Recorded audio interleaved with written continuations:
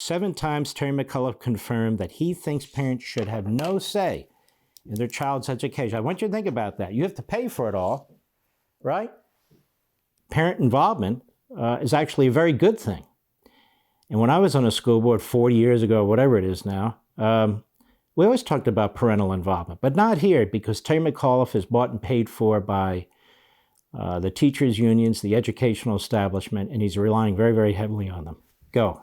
Glenn Youngkin's taking my words out of context. Something you mentioned in Tuesday's debate is you said you don't believe parents should be telling schools what to teach. What did you mean by that?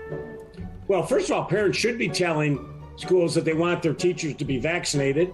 Do you think parents should have a say in the curriculum? You don't want parents coming in every different school jurisdiction. You alluded to parents staying out of this.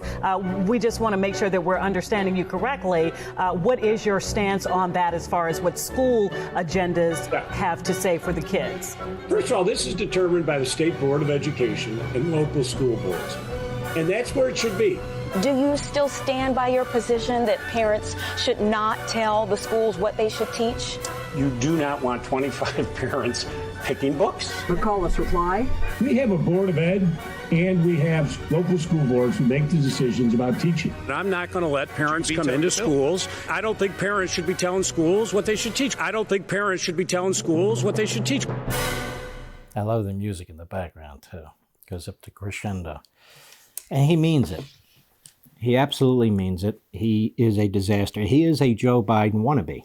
I want you to think about that. And Joe Biden's coming into Virginia, into one of the most Democrat areas, Arlington County, Northern Virginia, to campaign for McAuliffe. Because McAuliffe can't stand on his own 2 feet. I mean, if you're bringing in Biden, I mean, good Lord. Now, why independents and Democrats may vote for Youngkin? This is CBS News. Go. All right, in what could be a referendum on the president's agenda and popularity, Virginians head to the polls next week to elect a new governor. President Biden won that state by 10 points, but Democrat Terry McAuliffe and Republican challenger Glenn Youngkin are locked in a tight race, and independence could be a key factor. So we went to the state to find out what's driving people to the polls. Kendra Lee is a prime example of why this race is so close. I cried when Hillary Clinton lost. If someone told me that I would ever be not considering voting for a Democrat, I would have thought like you were crazy. And yet, the mother of 2 voted for Republican Glenn Youngkin.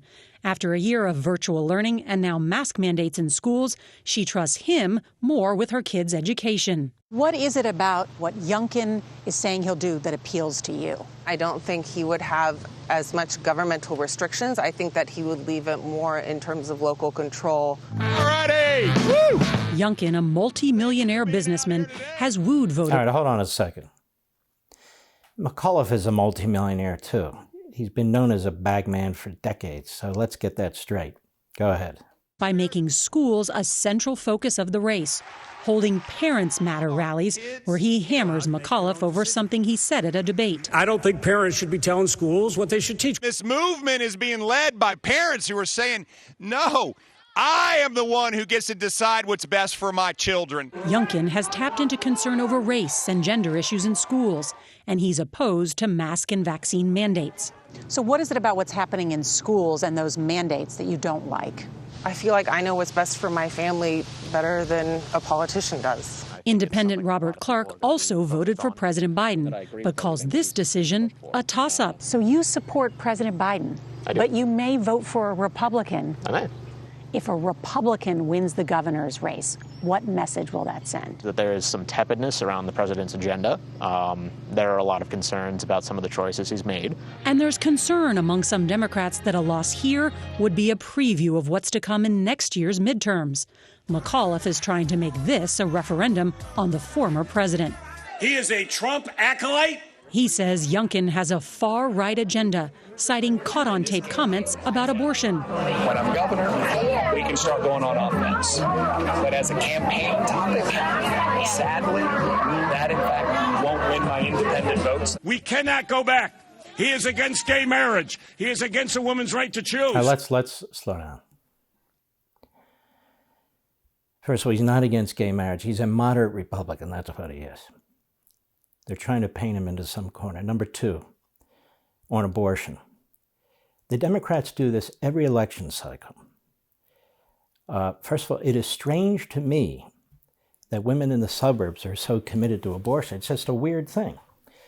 All that said, there's not a governor in any state that can end abortion without the approval of the Supreme Court. That's the nature of how this works. I don't agree with it. It has nothing to do with my analysis of it.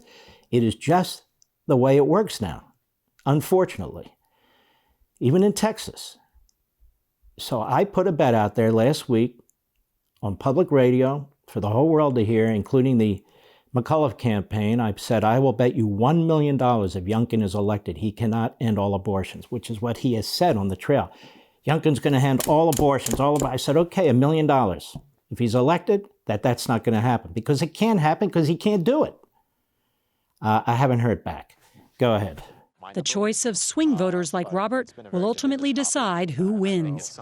I mean, I would like to imagine that my vote is the deciding one, but it won't be. I'm just going to go out and vote for who I believe in. And we'll be watching in that bellwether race. Oh, good. But anyway, the Democrats keep cheating and lying. They're still using those videos, the Kamala Harris videos, in these churches.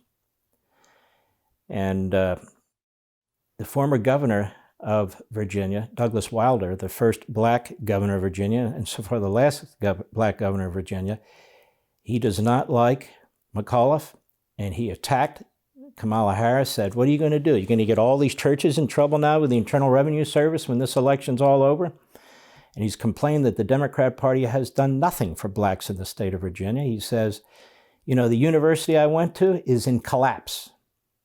It's deteriorating. And we have a governor now, we had a governor before, all Democrats, and they haven't done a damn thing. Meanwhile, what did Trump do with these historically black colleges and universities? Historically black colleges, they call them HBCUs. What did he do? He ensured a stream of funding for these colleges for years to come, for many years to come. Biden didn't do that. Obama didn't do that. He supported school choice. Obama opposes school choice. So these guys running around with Stacey Abrams and so forth, Obama doesn't have any connection with people in real communities anymore. I mean, even his library is controversial. He's building it there on a park in the middle of the city. The community is heavily Latino. They're objecting. They've brought lawsuits. He doesn't give a damn. He's going to build a big monument to himself. It's just incredible. All right, so let's take a look at this. The Youngkin campaign. They really hammer McAuliffe. Another YouTube. Let's check it out. Go. A page from the 1984 medical school yearbook of Democratic Governor Ralph Northam of Virginia, showing a photo of two people, one in blackface, one in a KKK hood and robe. Friday evening, it came out that Ralph indeed was, he said, he was in the picture. Friday night when I talked to him, there was a question if he was in the photo. At that point, for me, morally, the only right thing to do, and it was hard. I called Ralph on Friday night. He made a horrible mistake Friday night when he didn't know if he was in it or not. If it's not him in the photo, which is what he's saying, why do you still think he should resign? Well, first he said it was Friday night. I do not know if it's not you. We know in Virginia. Instinctively, you know if you put black paint on your face. You know if you put a hood on. Well, he didn't do Ku Klux Klan. It's now come out he wasn't either one of them. But it doesn't matter whether he was in the photo or not in the photo at this point. Listen, even if it had been him in the blackface, you know, it was a dumb mistake 40 years ago. But this is more than dumb, this is racist. It doesn't matter how Terry McAuliffe feels. That photo that was in that yearbook was so offensive to the African-American community. And he told me Friday night when I talked to him, I never would ask for him to resign. But, you know, we moved on. I grew up in New York, and in all fairness, folks, I didn't know what blackface was. I knew at a young age, blackface, 1985, you just didn't do it. If you're making an excuse for this, saying, oh, this is what happened when this person was young, you need to check yourself. That is a killer. I hope they run that ad all over the state. It is interesting, though, that ad would not upset Obama or Harris or Stacey Abrams, or Lightfoot, who is in the state, and so forth. All these black politicians, because it's Democrat Party first. I've said it 1,000 times. I'll say it again. It's a power thing. For all this and much more, sign up for LevinTV.